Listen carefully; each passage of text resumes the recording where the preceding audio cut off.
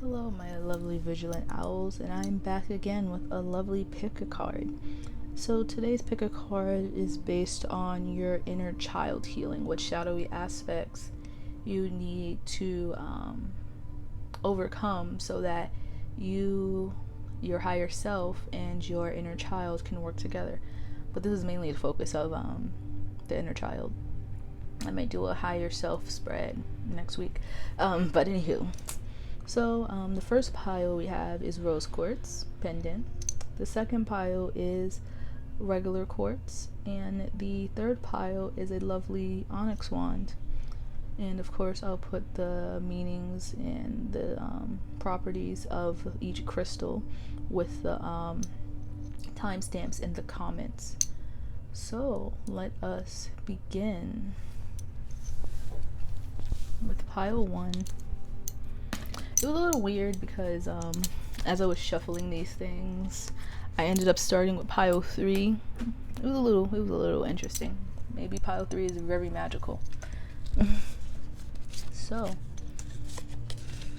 for pile 1, we have Gilded Regret, number 5. To empower your inner child, it's going to help you. An exercise is caress your hands lightly with a feather. Whisper to yourself, "What lovely hands I have." How are you going to believe in yourself? Sundress, do it for you. How your spirit guides are kind of guiding you are vision quests and seek. And this is from the Gaia deck. How are you going to ground these? How are you going to ground yourself in order to do this work? You have the Father, number 5, and you have the 3 of Air. So, for the shadowy aspect of what's possibly blocking your inner child is your throat chakra, being unable to verbally express yourself in your full unique way, possibly because of just not being able to speak up for yourself, because that can block your throat chakra as well, and having regrets of things that you probably didn't say at the proper times out of probably fear or not wanting to upset anyone. For your exercise here, where you have a feather and you whisper to yourself what lovely hands you have, your hands could be very powerful and very healing for possibly massaging, tarot reading. Maybe you talk with your hands a lot, maybe something. But also the green color is from the heart chakra as well, where possibly the reason why you have all these regrets is due to not being able to fully express your true desires, possibly always being told what you should do, or possibly walking in someone else's footsteps, and that's not what you want to do. You want to do it for you, aka the sundress. And how your spirit guides want you to help incorporate, how they're gonna help incorporate this is possibly going on a vision quest. You can go sun gazing, which is very healing for many people. It could be hiking, just being with nature. And for Gaia to help you ground these is incorporating your divine masculine side, because we have both energies within us internally, where you're going to need to incorporate and being able to basically get stuff done, being able to step out of your comfort zone, letting your divine masculine side protect and guide the feminine side of you, so you'll be able to unblock your throat chakra and express your heart's desires much more. With 3 of Air here, A lot of studying too. Possibly studying. It doesn't have to be books, even though he's looking at a book right here. It could also be you just researching online some techniques like yoga to help open up the throat chakra. You can look up just different music frequencies to help you lift your heart chakra and help you in your meditations. And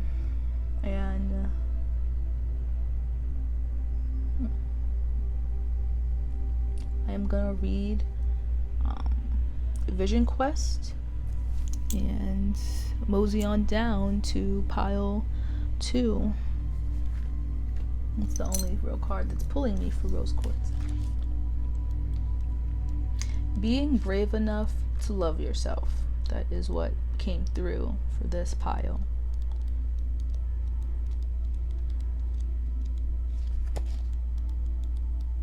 Respecting your boundaries as well. Sorry, I'm looking for the card.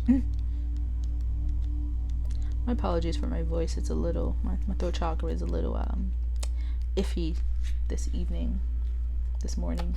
I said evening. Lord, as you could see, yeah. I'm a little all over the place today. So, Vision Quest revealed. Vision Quests renew and revitalize the human spirit. The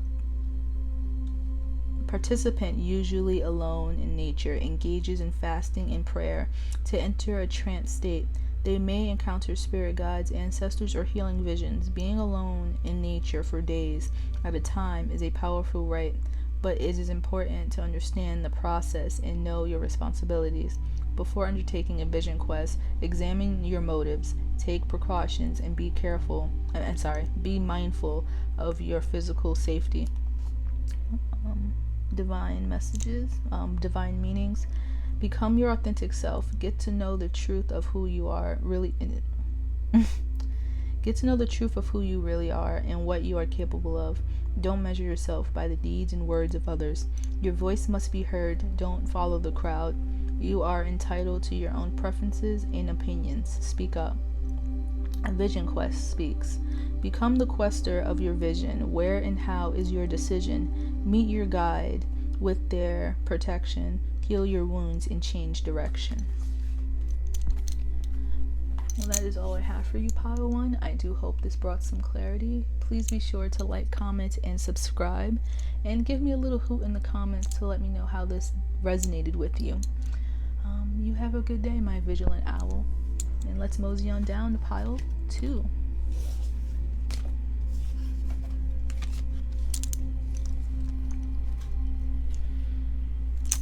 Pile 2, your lovely rose quartz. I said rose quartz. Lord, still on my mind.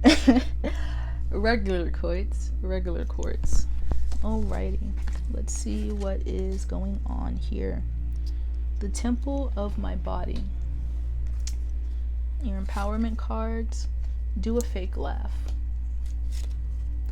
Sit down and close your eyes. Stroke the outer lines of your body gently and tell yourself, you are very special. And how you're going to believe in yourself. Storm. Every hurricane comes to an end. 44. Master number. Ooh, nice.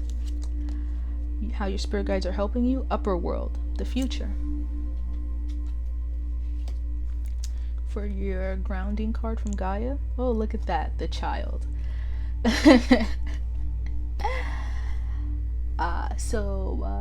Maybe Pile 2, congratulations. You might congratulations on your baby.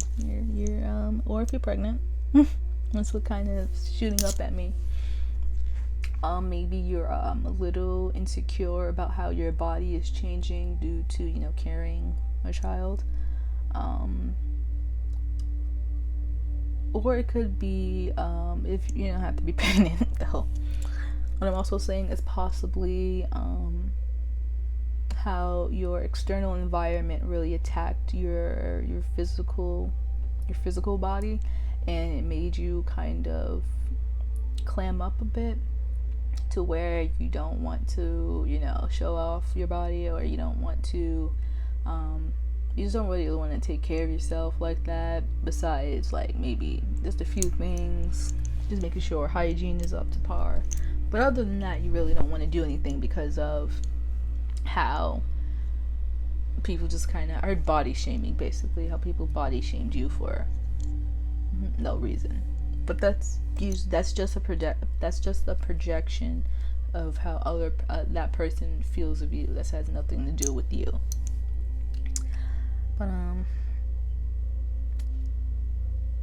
other than that, looking towards the future here is what your spirit guides really want you to do.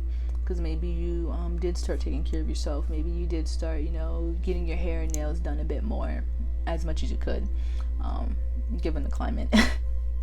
Maybe also you started like a new workout routine, and people are, just talking mess, saying, oh, you're gonna give up on this again, etc., just spewing negativity. But keep going. This is your confirmation to keep at it. Do it for you. Every bit of pile one leaking in there. But don't worry about what people really say, because there's one thing you got to realize: they're not in your shoes, they're not in your body. They can mind your business.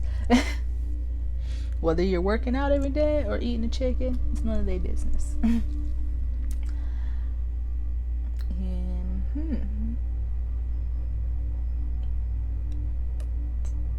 What else? It's honestly really, and I see with the storm, and the storm, every hurricane comes to the end, and with the child, which represents new beginnings, especially if it's just not, it's just a new beginning for your inner child. You decided to not listen to the naysayers and just continue to just, do you, because these storms are gonna, people are always gonna have something to say. It doesn't matter what you do, how you do it, how you say it, how you flaunt it. Don't matter. Even if you just quiet to yourself, someone is gonna say something.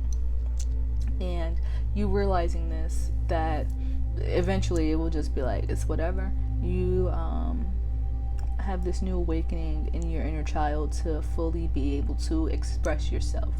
You see how she has her orange in her crown, and she's using that. She's using her creativity as she's going through the rain and walking through these different puddles of emotion here. I'm gonna read the upper world future, and then we will fly on down to pile 3. Upper world revealed. The upper world is where those who have passed on from the middle world now live. In suburban culture, the world tree is a symbol of Mother Earth. She gives the shaman the drum that allows him to travel between worlds, to access things to come. Mesoamerican cultures also hold this belief. The expectation that something profoundly divine exists above us and is yet to come is implanted in our collective unconscious. This is expressed in Arabic, in Abrahamic religions as a heaven above. Divine meaning. A spiritual experience will change your view and outlook. See the bigger picture. Honor your feelings. Give sympathy where it is needed. Lessons to be learned here. You are a natural healer. Time to release and embrace your life purpose. Make a commitment. Upper world speaks. Reach for my branches in the sky. Potential stretches very high. Spirit wisdom to retrieve. Healing guidance to receive. So this is all I have for you, pile 2. Hopefully this did bring you some clarity. Please be sure to like, comment, and subscribe, and let me know how and if this resonated with you. You enjoy the rest of your day, my lovely owl. And and we are flying down to pile 3.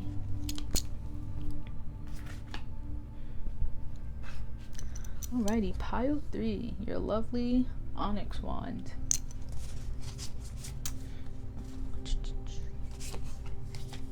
What is happening over here? Downcast pride, 20. How are you going to empower your inner child here? Repeat the funniest word you know. Not a bad word.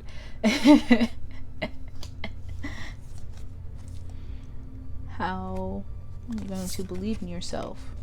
Homeward. Homeward. Take yourself on a date, 42. How your spirit guides are going to be guiding you.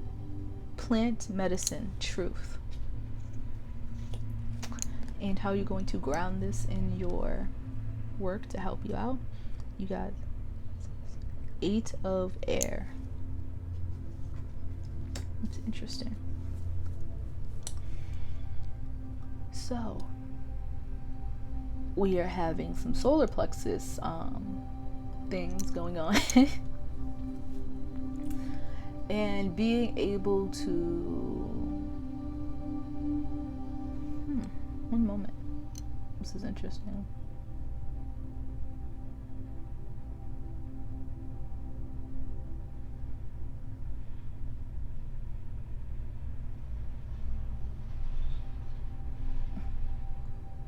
Being a bit more lighthearted with yourself, not being able to just ask for help is good for you. Being able to know when and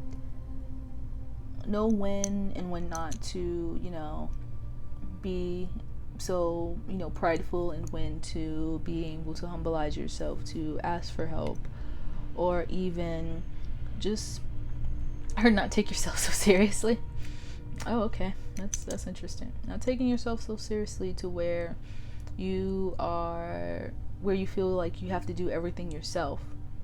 Because sometimes when we're so serious about ourselves and when we're so serious and we take our work just so incredibly serious, we feel like we can't, ask someone else for help because, we're so great in our head, we don't really need anyone else, that type of thing.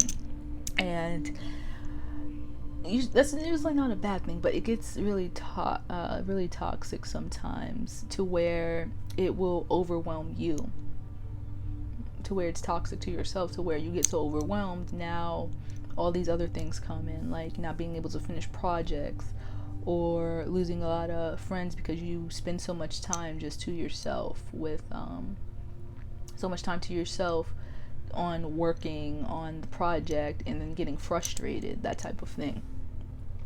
So your inner child wants you to just be a bit more lighthearted. Repeat the funniest word you know and laugh at it, to get that laughter out, to have that heaviness released from you.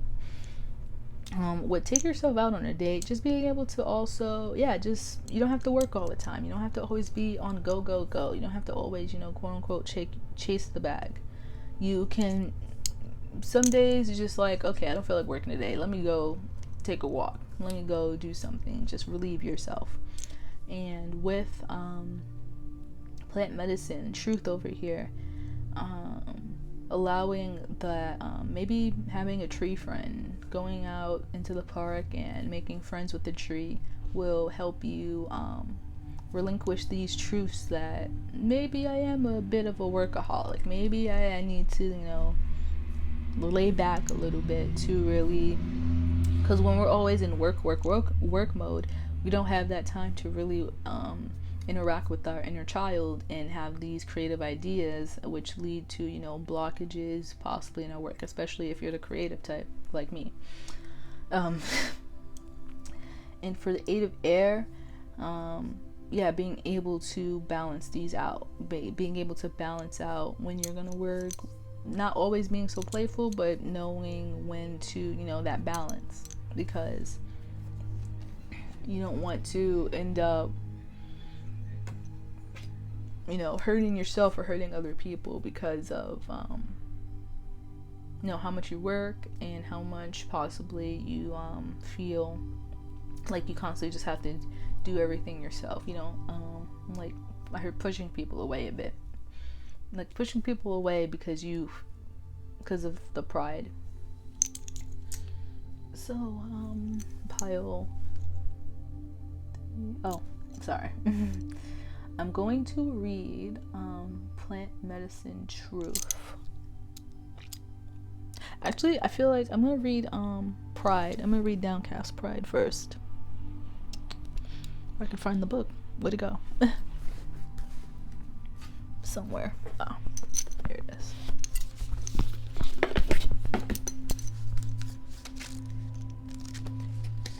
Alright, 20. Alrighty. Sentence. The root of sadness and grief is deeper than the skin. The only delusion is the gray sky. Bending to adapt becomes an excuse for the habit of bending. Okay, so going dark. Survival is the direct consequence of adaptation. What we call adaptation is the result of the subtle but constantly constructive change of ourselves, but rather a mockery of it. As we strip day by day of our dignity in order to avoid conflict with a world that would spread us apart. How can we endure this? Maybe through the power of responsibility or through a hidden core of identity. Sometimes we don't use the best part of us, but rather we draw from the ugliest. We survive and bend our knees because we draw out from our laziness, fear, and disgust. We let our deepest roots go dry, replaced by what we can only be called a surge of lack of self-esteem. We are deluded when we think that we are only sacrificing our pride. We cling to vanity, but we can't afford dignity. Isn't it sad?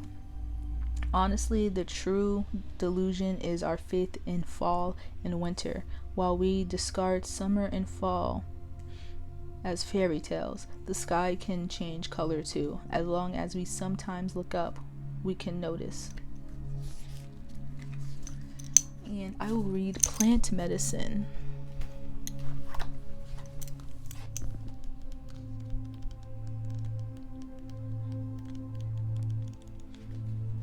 Plant Medicine. There we go. Plant medicine revealed. Shamans have been using plant medicine for thousands of years. Plants are gifts from gods, left on earth to teach and heal us. We can work with plant medicine for healing, vision work, and to find balance and harmony between ourselves and the planet. The use of plant medicine predates written human history. I'm not pronouncing that word. Archaeologists. There we go. Archaeologists, something like that. Oh, never seen that word. Archaeological. There we go. Evidence indicates humans were using herbs 60,000 years ago. Other divine messages. Fully investigate a matter before making an agreement. It's time to leave an unhealthy situation. Check in with and trust your intuition. Someone is hiding something from you. Admit the truth before someone else reveals it. Live your truth. Plant medicine speaks. Awaken as I take you deep. My truth reveals you've been asleep. You'll see the world with bright new eyes. Assist those who still live the lies. So that is all I have for you, pile 3. I do hope this did resonate with you and I brought you some clarity or confirmations, whichever one. I'm happy with either one. Please be sure to like, comment, and subscribe. Please give me a little hoot to let me know how this resonated with you. And if you watched all 3 piles, thank you so much for flying in with me, my vigilant owls. #OwlGang. and I will see you later. Peace.